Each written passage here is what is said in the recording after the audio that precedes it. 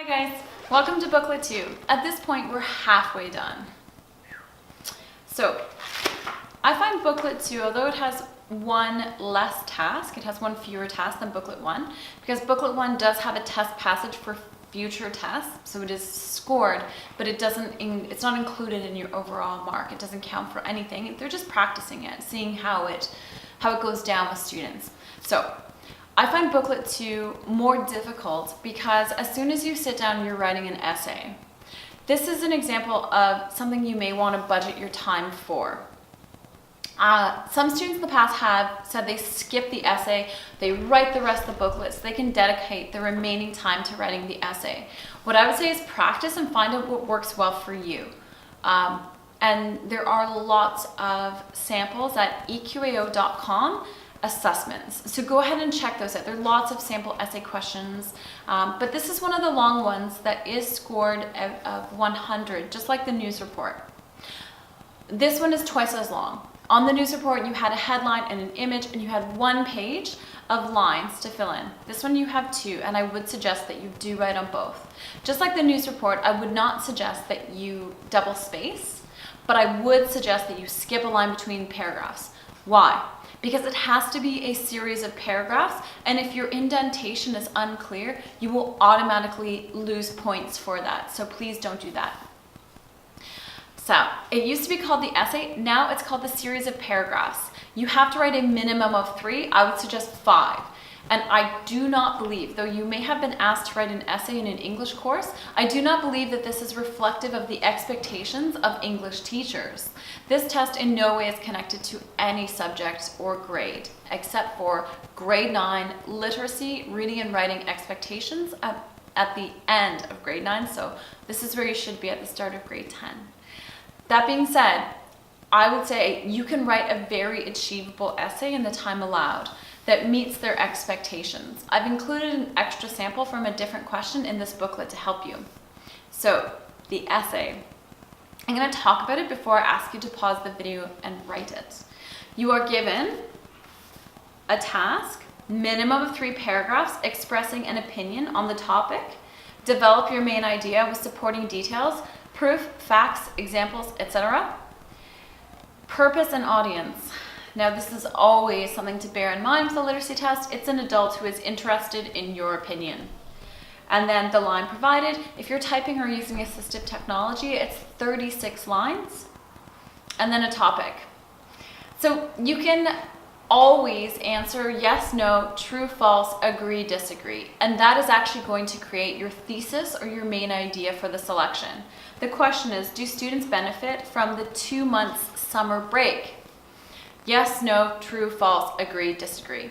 Now, I say that this is not connected to English because you could say, I think students benefit, or I do not believe students benefit. Either of those 2 things would be acceptable. Just like in the news report, there's a bit of a trick. In the news report, if you flip into a narrative, you do not pass. You get 20 out of 60. In the essay, the same things happen if you change your opinion. If you're writing yes, they do, and then you decide no, they don't, and then half of your essay is yes and the other half is no, you automatically get 20 out of 60. So I would maintain a consistent opinion. That does not mean you can't acknowledge the opposition.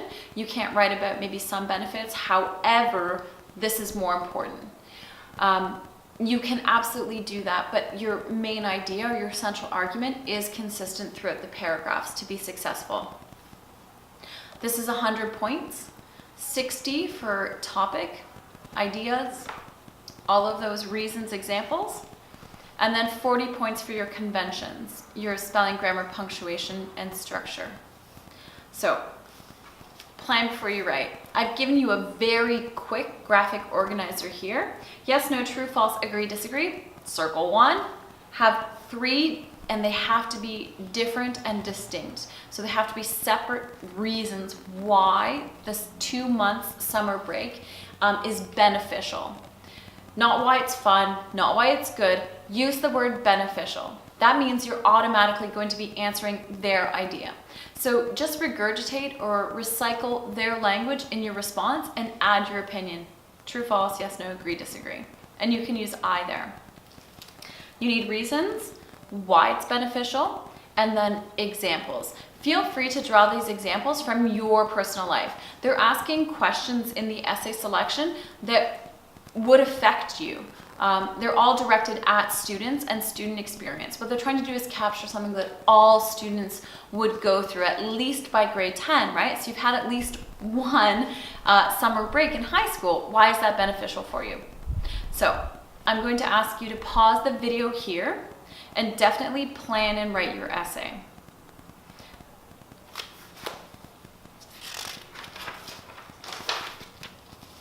Okay, I'm assuming that you've taken a pause and that you've given yourself at least 20 minutes to write this response.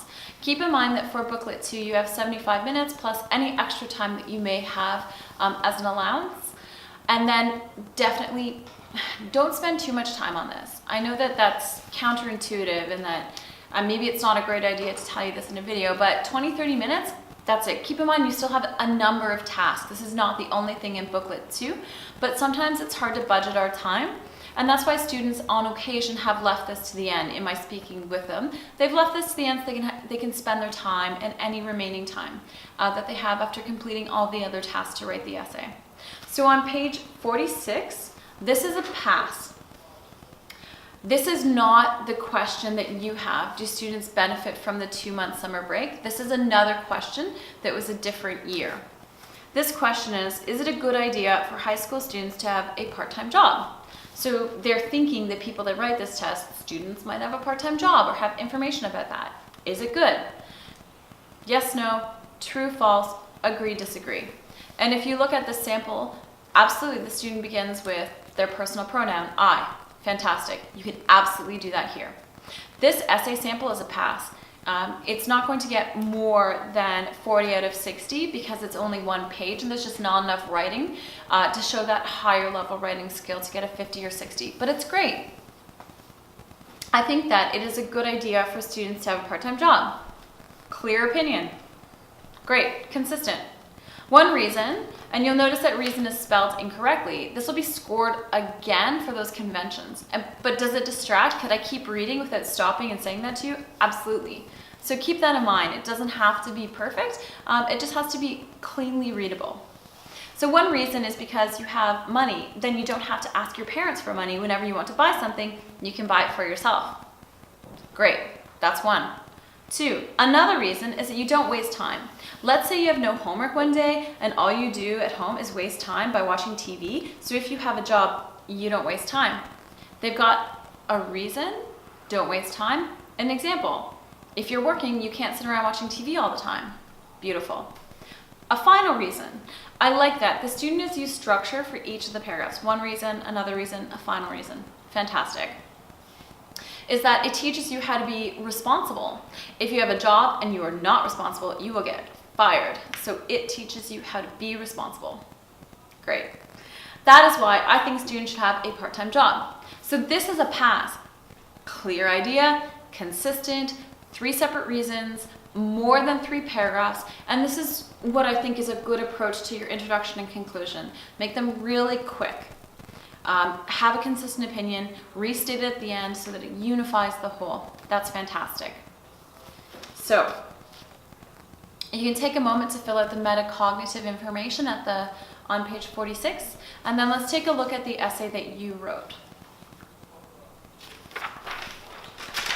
2 pages, 47 and 48, and I would attempt to fill them if you're looking to make sure that you have a passing essay, and always make sure it's a consistent idea with different reasons.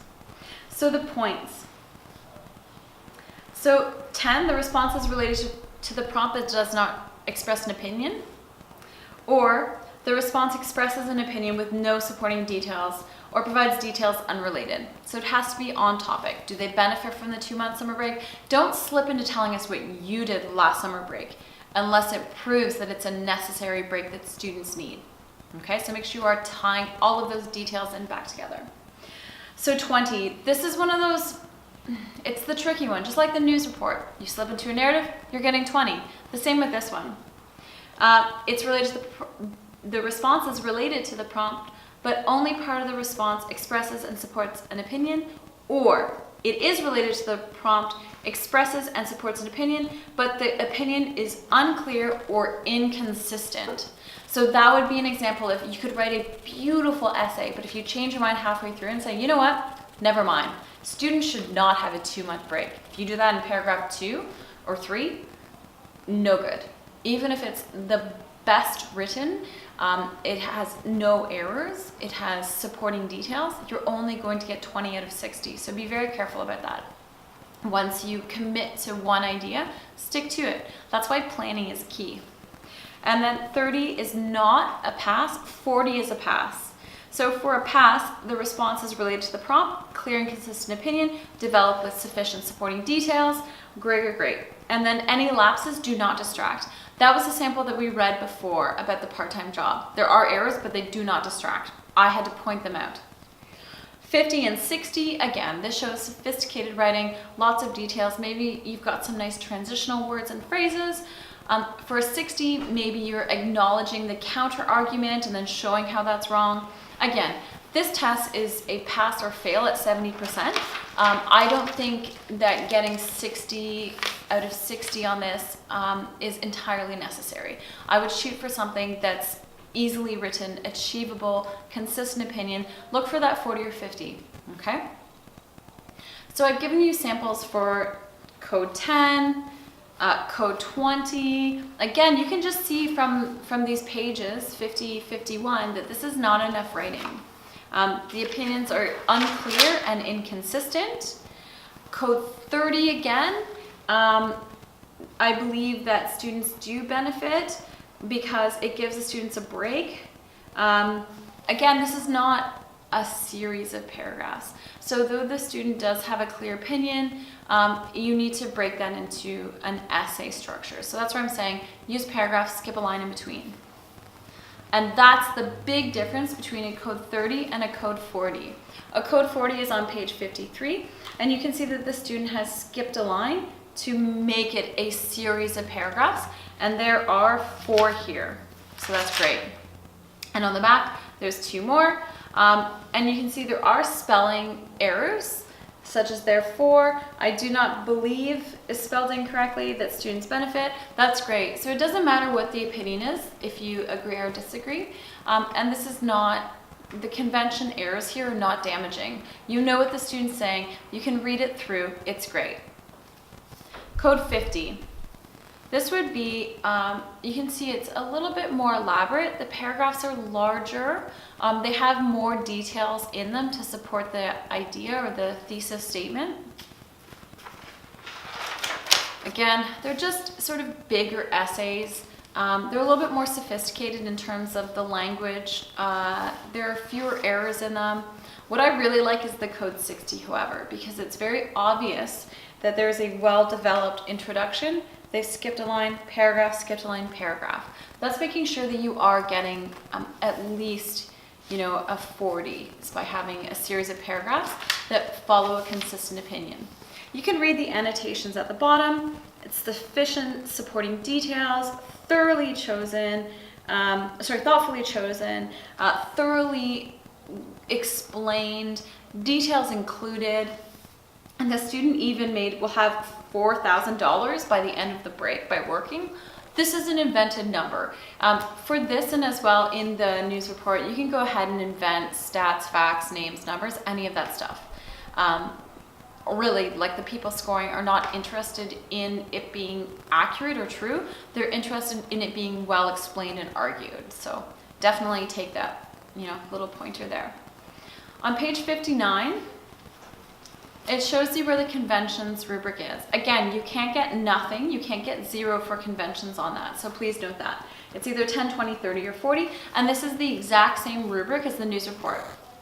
So you've got, the errors interfere. I can't read it. I have to go back and reread it. It's confusing. 20, errors distract. 30, they do not distract. And 40 out of 40, it's sophisticated writing. So that's the difference there. So do I have to read it a few times to get it? I stop, I start the sentence again. That would be an example of where you would get a 20 out of 40. So I've given some information on 59. Your ideas should directly answer the prompt. You should have paragraphs. The voice of the essay should be strong, persuasive, and the word choice. If you don't know how to spell a word, pick a word, okay? This continues on the top of 61. You have fluency. So each of the ideas builds on the idea that came before. And you can definitely go back and edit your work and actually show that on the page if you've gone back and made some corrections. I've even seen students put a little arrow and like write the word indent. If they forgot to indent one of their paragraphs, that's great. Okay, they want to see all that stuff there, but keep in mind if it's outside of the lines or if it's in the space below section, that none of that can be, the scorer can't interpret or use that to generate any points or marks. So go ahead and read those samples for 10, 20, 30, and 40. And on page 64, I've given you a moment to reflect on what you've read. So 30 out of 40 is a pass, but is it error-free? I want you to actually think about these, like what makes it a pass and what is an acceptable level of errors for the EQAO. I think that some students are really hard on themselves when they're writing, and sometimes time might not be used efficiently if you go back and write and rewrite because you're looking at getting something perfect. I don't think that that's something that is helpful here. Manage your time, don't sweat it so much, and just get it done and on the page, and then go back and edit it after, okay? What do you notice about the structure of the last essay? So those essays that earn 60 out of 60 and 40 out of 40, the structure is quite sophisticated. They have an elaborate introduction, an elaborate conclusion. And then why might the student skip a line between paragraphs? Again, definitely I think that that's important for this and also the news report. So again, you've got some more metacognitive moments on page 66, and I've given you extra samples of essays that you could just write out with a piece of lined paper. So on, the sample that they've given you, it's one page front and back. So I would just take a page of lined paper from your binder and write it out. Some samples include, should students be allowed to have a spare in grade 11? Should music be a mandatory course in high school? Is grade 9 the most important year for high school students? Should school run 12 months of the year with more breaks, like March break, throughout the year? So these are some samples that you could just write out. And what I would do is make sure it's at least a page on lined paper, that you've got a line in between each of your paragraphs, and that you are recycling the question in the response. So those are just examples that I've come up with. You could brainstorm other ideas. Just make sure that they would be something relevant to all high school students in Ontario by the end of grade 9, okay? Examples that I've seen in the past before are celebrities good role models for high school students? Should students own a cell phone?